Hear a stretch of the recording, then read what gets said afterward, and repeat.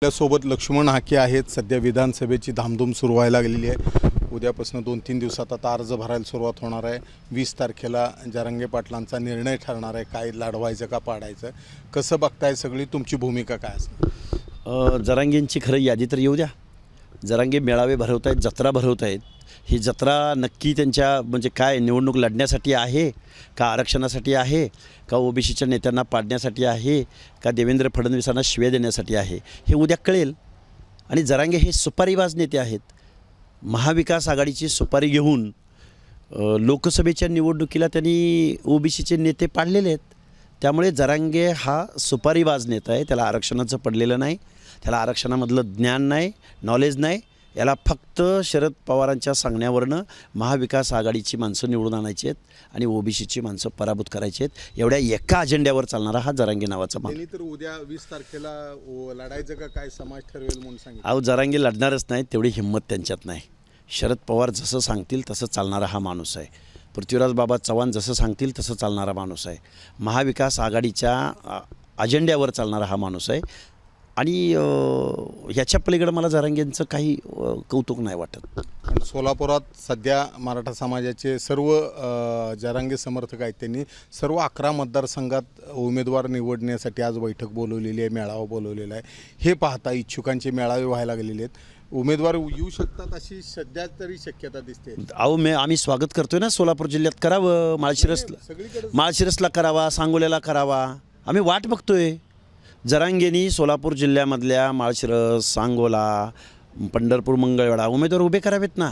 आम्ही वाट बघतोय। जरांगे असं काही करणार नाहीत। जरांगेंची तेवढी कुवत नाही, तेवढी लायकी नाही। जरांगे परत एकदा सांगेन महाविकास आघाडीचा प्रचार करतील। खरं तर मुख्यमंत्र्याकडून आरक्षण मागून घेण्याऐवजी, मुख्यमंत्र्याकडून काय मराठा समाजाच्या काय मागण्या पदरात पाडून घेण्याऐवजी जरांगेंचा एक कलमी कार्यक्रम होता देवेंद्र फडणवीसांना टार्गेट करणं। आज आत्तापर्यंत बघा।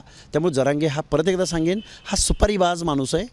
ज्यावेळी सुपारी बहादरांची यादी या महाराष्ट्रात लिहिली जाईल त्यावेळी जरांगे 1 नंबरला असतील। मला सांगा, तुमची भूमिका काय असणार आहे? ओबीसीला मतदान करा तुम्ही म्हणताय, त्यावेळेला तुम्ही कोणाच पाडायचं नियोजन करा? हे बघा, आम्ही आमच्या ओबीसीबद्दल जे आमदार भूमिका घेणार नाहीत, जे पक्ष भूमिका घेणार नाहीत, जे नेते भूमिका घेणार नाहीत त्यांना मतदान करायचं नाही असं आम्ही ठरवलेलं आहे। महाविकास आघाडीमध्ये शरदचंद्रजी पवारांच्या तुतारीला एकही मतदान ओबीसीचं जाणार नाही। मग सोलापूर जिल्ह्यात कितीही ओबीसीची माणसं दिली तर त्या लोकांनासुद्धा माझं सांगणं आहे की तुम्ही ज्या माणसाच्या चिन्हावरती निवडणूक लढताय तुम्ही ओबीसीबद्दलची अगोदर भूमिका जाहीर करा, नाहीतर तुम्हाला ओबीसी मतदान करणार नाहीत। तुम्हाला आम्हाला मत द्यायची इच्छा आहे, पण तुम्ही ज्या नेत्याच्या आणि ज्या पक्षाच्या चिन्हावर निवडणूक लढताय त्या माणसांना मात्र आम्हाला मतदान करायची इच्छा नाही। मग सोलापूर जिल्ह्यातला सांगोला असो, माळशिरस असो किंवा करमाळा असो किंवा अजून कुठला असो, तुम्हाला आम्हाला मतदान द्यायचं आहे ओबीसींना। तुम्ही आमचे नेते आहात, पण तुम्ही ज्यांचं वाजवायला घेतलं आहे ना तो माणूस मात्र ओबीसींच्या, भटक्या विमुक्तांच्या, धनगर समाजाच्या विरोधामध्ये नेहमी भूमिका घेत आलेला माणूस आहे। आणि त्यांनी या समाजाचं नेतृत्व असेल किंवा हक्क अधिकार असतील नेहमी डावलण्याचा प्रयत्न केला आहे। त्यामुळे सावध असा।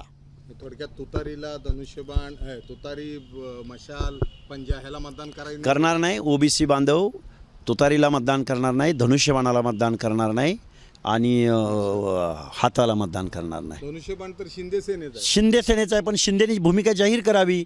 शिंदे तर जरांगेंना का रेड कार्पेट घालतायत। त्यामुळं आम्हाला एक पक्षीय भूमिका किंवा एक आघाडी पकडण्यापेक्षा एकनाथराव शिंदेनी भूमिका जाहीर करावी, किंवा त्यांचे जे उमेदवार असतील त्यांनी ओबीसीबद्दल काय केलं, जरांगेंना किती वेळा पाठिंबा दिला, किती वेळा पैसे पुरवले।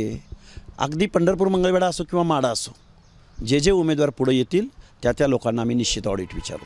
आता किती उमेदवारांची यादी तयार आहे, तुम्ही पाडायची तयार केली म्हणजे तुम्ही मध्ये बोलला होता? हे बघा, आम्ही आत्ता जरांगेची यादी तर जाहीर होऊ द्या। तुम्ही कोणाला आम्ही बघा, आमचा पश्चिम महाराष्ट्र म्हटलं आमच्याकडे 100 लोकांची यादी आहे। मी रात्री माजलगावला सभा घेऊन आलो आहे। माजलगाव, किल्ले धारूर विधानसभा मतदारसंघात माझी रात्री सभा झाली। त्यामुळे आम्हाला पाडायची लिस्ट आमची तयार आहे।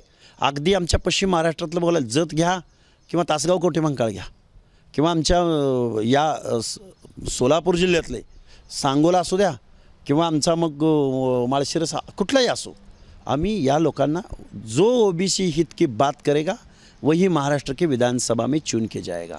ये हमारी लाइन है और ये इस लाइन पे हम काम कर रहे हैं। हमारा ओबीसी बांधव अंडर करंट क्या होता है ज्याला कोणाला हरियाणाचं परत एकदा हरियाणा हा विषय घ्यायचा असेल, हरियाणाची पुनरावृत्ती करायची असेल, त्यांनी ओबीसीवर बोलावं, ओबीसीच्या माणसांना तिकीटं द्यावीत. तर तुमच्यावर जो आरोप होतोय तुम्ही भाजपची भाषा बोलताय ह्याच्यात कितपत तथ्यता आहे?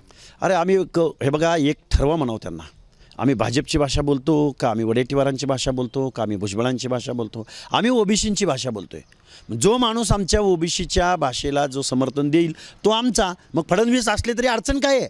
हाके निवडणूक लढवणार नाही. हाके निवडणूक लढवणार नाहीत, पण एका अट्टीवर जिथं जरांगे निवडणूक लढतील तिथं हाके निवडणुकीला उभे असतील. पण जरांगे लढणार नसतील तर हाके लढणार नाहीत. हाके ओबीसीची माणसं या महाराष्ट्राच्या विधानसभेत जास्तीत जास्त कशी निवडून जातील यावर काम करतील. तर हे होते लक्ष्मण हाके. जिथं जरांगे लढतील तिथंच हाके असतील विरोधात, आणि यावेळेला तुतारी, मशाल, धनुष्यबाण किंवा पंजाला मतदान करू नये अशी त्यांनी भूमिका व्यक्त केलेली आहे. कॅमेरामॅन अजित देशपांडेसह सुनील दिवाण, एबीपी माझा. एबीपी माझा, उघडा डोळे बघा नीट.